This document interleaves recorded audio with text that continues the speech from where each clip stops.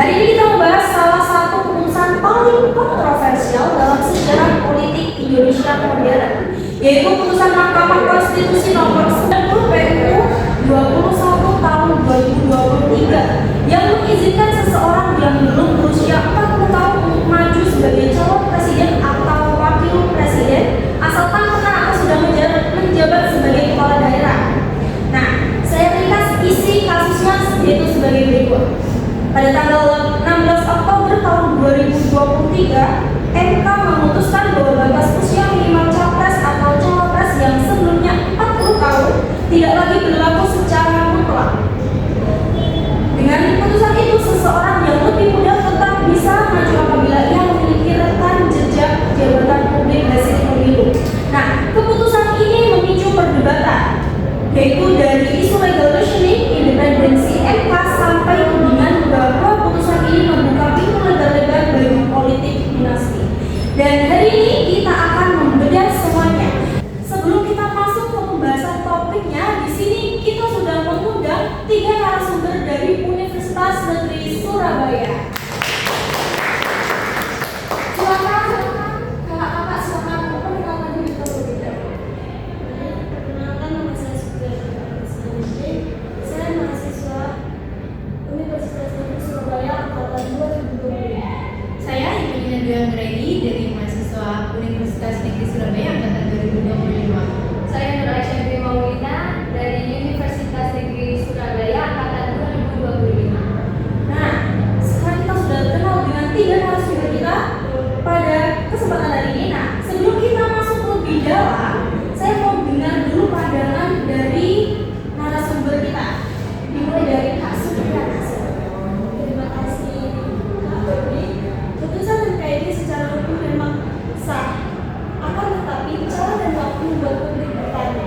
Kita bicara institusi yang seharusnya menjadi penjaga konstitusi, bukan membuka jalan bagi kepentingan tertentu. Kegelisahan publik tidak muncul tanpa alasan. Kalau dari sisi saya, intinya gini, Mahkamah Konstitusi itu memang mempunyai wewenang untuk mengubah aturan. Tapi Mahkamah Konstitusi itu mengubahnya itu beberapa bulan sebelum pemilu. Jadi orang itu berpikir kok pas banget gitu loh waktunya. Dan kalau kita lihat secara hukum ya memang sah untuk diubah kan, karena memang tugasnya Mahkamah Konstitusi.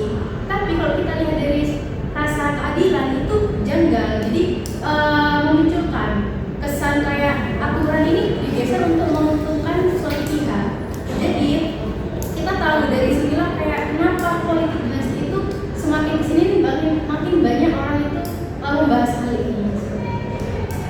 Tapi menurut saya inti permasalahan ini hampir sama, bahwasanya politik ini tidak benar tentang legalitas, batas usia, melainkan tentang desain politik yang sengaja diciptakan untuk kepentingan individu tertentu. Ketika amandemen regulasi terorkestrasi untuk memutuskan langkah lingkaran kekuasaan aktif, ini bukan lagi sekedar konflik kepentingan, melainkan pengkhianatan terhadap prinsip meritokrasi dan penyanderaan sistem hukum di Indonesia. Jadi dari ketiga pandangan narasumber ini hampir sama, bahwa publik sebenarnya tidak keberatan dengan pemimpin muda, tetapi keberatan dengan pemimpin yang prosesnya dianggap tidak netral. Dan itu masuk akal sih, aturannya bukan dibuat untuk suatu individu, tetapi untuk menjaga fairness bagi semua calon. Nah, jadi ketika publik mempertanyakan, putusan itu bukan sekedar reaksi emosional. Mereka sedang mempertanyakan integritas sistemnya, dan itu yang akan kita gali lebih dalam di segmen berikutnya. Nah, tadi kita sudah mendengar pandangan awal dari ketiga narasumber. Sekarang kita geser sedikit nih mengenai pertanyaan yang sebenarnya sudah warawiri di mana-mana. Sebenarnya apakah keputusan ini memang benar-benar membuka jalan bagi politik dinasti? Nah, untuk awal ini saya ingin dengar pendapat dari Kak Supriya. Ya, sebab perubahan syarat ini tidak muncul dalam ruang ada politik, ada kepentingan elektoral, dan ada keterkaitan keluarga yang membuat pengambilan keputusan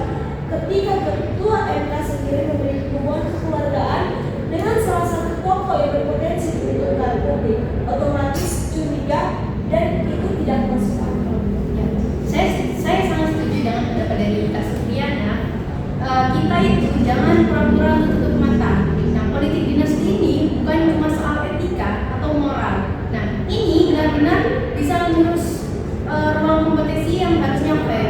Kalau aturannya bisa berubah karena adanya kedekatan keluarga sama kekuasaan, ya gimana calon lain untuk bersaing gitu. Akhirnya yang punya kompetensi atau ide yang bagus itu bisa kalah, bukan karena kalah karena mereka nggak kompeten ya, karena kembali lagi karena mereka bukan bagian dari keluarga. Jadi pilihan publik sekarang ini semakin singkat, semakin rumit ya, dan demokrasi sekarang itu tidak sehat. Karena apa? Pada dasarnya yang kita nilai itu seharusnya dari ide dan kompeten dari pemimpin yang akan kita pilih, bukan dari garis keturunan atau marga seseorang itu yang akan kita pilih. Saya menggarisbawahi bahwasanya bahaya yang jauh lebih fundamental dapat muncul ketika kesadaran publik terbentuk bahwa norma dan aturan dapat dimanipulasi secara sewenang-wenang mengakomodasi figur personal. Hukum yang bersifat elastis dapat menginstrumental semacam itu untuk secara esensial meruntuhkan legitimasi institusi dan memicu krisis kepercayaan konstitusional di mata rakyat. Baik, dari ketiga narasumber kita punya pendapat yang panas. Nah, kali ini kita masuk ke sesi yang jauh lebih panas, yaitu sesi tanya jawab dari audiens. Pertanyaan pertama bisa diawali dari Kak. Baik, perkenalkan nama saya Bimo Kemalan Nabi Pemudra. Apakah perubahan Mahkamah Konstitusi benar-benar diperlukan untuk mendukung generasi kepemimpinan? Oke, saya jawab. Regenerasi itu memang penting, tapi cara membangunnya itu yang nggak bisa secara tiba-tiba kita ubah. Nah, regenerasi itu seharusnya lahir dari proses yang natural dari bawah gitu ya. Orang yang dikasih ruang untuk berkembang itu ya harus secara pelan gitu ya, dari bawah, lalu ia belajar. Setelah dari belajar itu ia membuktikan kapasitasnya, bukan malah udah dibukain pintu nih secara khusus, itu malah kelihatan cuma menguntungin satu nama saja. Nah, kalau caranya seperti itu, regenerasi jadi bukan soal kualitas, tapi siapa yang punya akses dan kedekatan sama kekuasaan. Nah, ujung-ujungnya kita itu bukan menyiapin pemimpin yang benar-benar layak, tapi cuma muter dalam orang dalam lagi dan lagi. Sementara banyak orang di luar sana itu yang sebenarnya mempunyai kompeten yang sangat bagus, tapi tidak mempunyai kesempatan karena hal itu. Jadi semacam kayak menutup ruang buat orang yang punya kompetensi untuk masuk ke era politik karena adanya regenerasi yang muter-muter. Iya, Gimana Kak Nino? Jadi yang dimaksud Kak Imen, regenerasi pemimpin memang sangat penting ya. Tetapi sebaiknya dilakukan melalui proses yang bertahap dan adil, bukan dengan mengganti atau aturan secara mendadak atau memberikan fasilitas khusus yang hanya menggantungkan sifat. Apakah seperti itu, Ayah? Terima kasih. Perkenalkan, nama saya Sri dari Ekstenasya. Jadi pertanyaan saya, jika kondisi tersebut itu terus berlangsung dan apa saja dampak jangka panjang yang mungkin terjadi terhadap kualitas demokrasi yang ada di Indonesia ini, Kak? Baik, dampaknya itu serius. Publik merasa pemilu bukan negara yang adil. Ketika kepercayaan publik musuh demokrasi berubah. Maksudnya, kepercayaan sangatlah penting dalam demokrasi. Karena pemilu dalam demokrasi itu hak dan kewajiban rakyat yang dimana pemimpin dipilih rakyat dan untuk rakyat. Maka dari itu, kepercayaan sangat penting dalam pemilu demokrasi. Jadi yang saya tangkap itu kepercayaan dari masyarakat sendiri itu sangat penting gitu ya. Ketika publik menilai pemilu ini tidak lagi adil, lalu kepercayaan terhadap proses politik itu bisa menurun. Dan hal ini pada akhirnya itu dapat melemahkan kualitas dari demokrasi ini secara keseluruhan seperti itu. Perkenalkan, nama saya Linda. Pertanyaan saya yaitu, kalau putusan MK ini bersifat final dan tidak bisa dibatalkan secara hukum, apakah itu berarti ruang koreksi benar-benar tertutup atau justru masih ada cara lain bagi masyarakat untuk mencegah putusan semacam ini tidak menjadi presiden yang buruk bagi demokrasi ke depan? ketahui bahwasannya keputusan MK secara formal itu bersifat final. Jadi, krisis etik yang menyertainya telah menumbuhkan kredibilitas institut tersebut. Satu-satunya jalan yang dapat kita keluarkan untuk jalan keluar yang mendesak dengan cara revolusi kode etik MK secara menyeluruh demi menegakkan akuntabilitas konstitusi. Oke, jadi yang saya tangkap yaitu jadi secara hukum putusan MK bersifat final. Yang bisa dilakukan adalah mendorong reformasi internal Mahkamah Konstitusi dan penguatan etik. Publik juga harus menuntut akuntabilitas.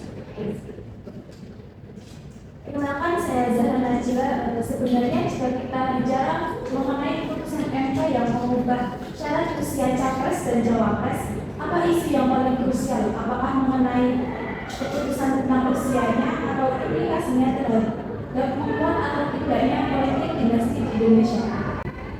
Usia itu hanya pintu masuk. Isu sebenarnya siapa yang diumumkan dan apa motif pemilih, dan motif itu yang mengarah pada dinasti politik. Jadi maksudnya perubahan usia itu hanya pintu masuk saja, sedangkan isu yang paling krusial adalah siapa yang diuntungkan oleh aturan baru dan motif dibaliknya. Oke, baik. Perkenalkan, saya Rina Sulaiman.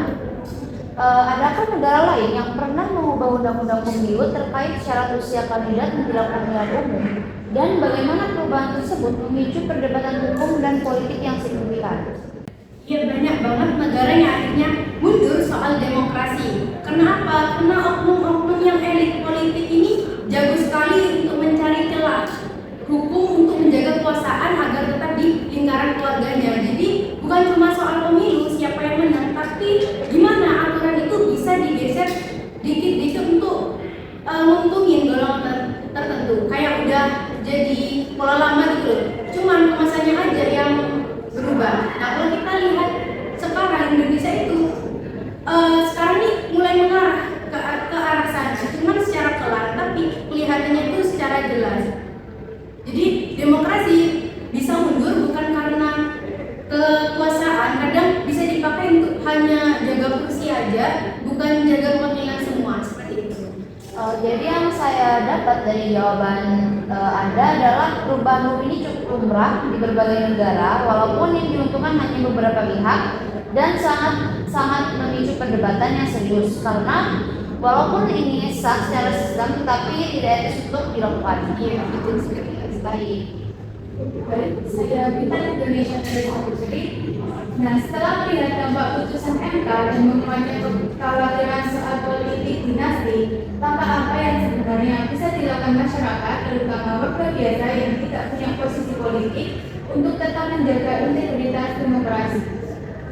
Baik, mekanisme kontrol publik sangat krusial saat ini. Kedaulatan rakyat harus diwujudkan melalui diskursus kritis, aktivasi masyarakat sipil, dan pengawasan ketat secara kolektif.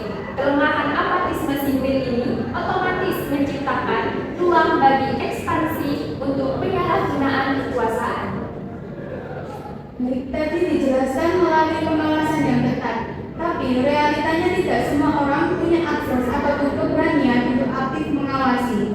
Jadi apakah langkah kecil itu cukup untuk menekankan penyalahgunaan kekuasaan? Tentu, langkah awal yang dapat kita lakukan yaitu dengan cara diskusi. Diskusi itu adalah hukum, tetapi institusi dan regulasi adalah tembok untuk melindungi demokrasi dan penyalahgunaan kekuasaan. Apakah dapat dimengerti? Kita kasih tepuk tangannya dulu dong. Mungkin pertanyaan dan pandangan dari teman-teman ini lumayan kritis dan sangat padat ya. Nah, tentunya bikin kepala pusing atau malah bikin kepala panas. Nah, tapi justru itu gunanya supaya kita nggak menerima suatu mentah-mentah. Sebelum kita tutup, saya minta satu kalimat paling tegas dari masing-masing narasumber dan bisa dimulai dari Kak Ina. Oke, satu kalimat ya. Pemimpin muda penting, tapi prosesnya juga harus secara adil, bukan diatur secara khusus. Seperti itu.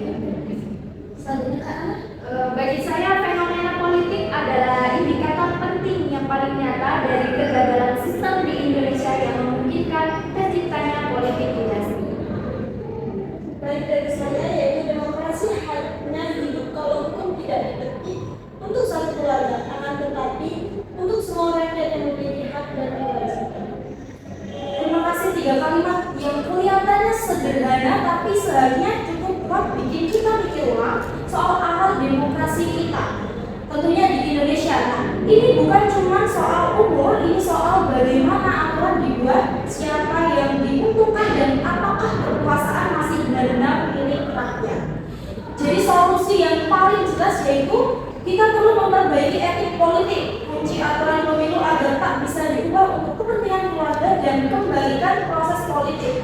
Nah, pada nilai Pancasila, khususnya sila keempat tentang musyawarah yang adil dan sila kelima tentang keadilan sosial. Kalau Pancasila dijalankan, politik dinasti otomatis kehilangan panggung. Baik, saya Febrian Krisdayanti dan terima kasih sudah mendengarkan Ruang Bicara Demokrasi. Sampai jumpa dan seperti biasa, tetap kritis, tetap waras, dan jangan biarkan politik berjalan tanpa hikmah.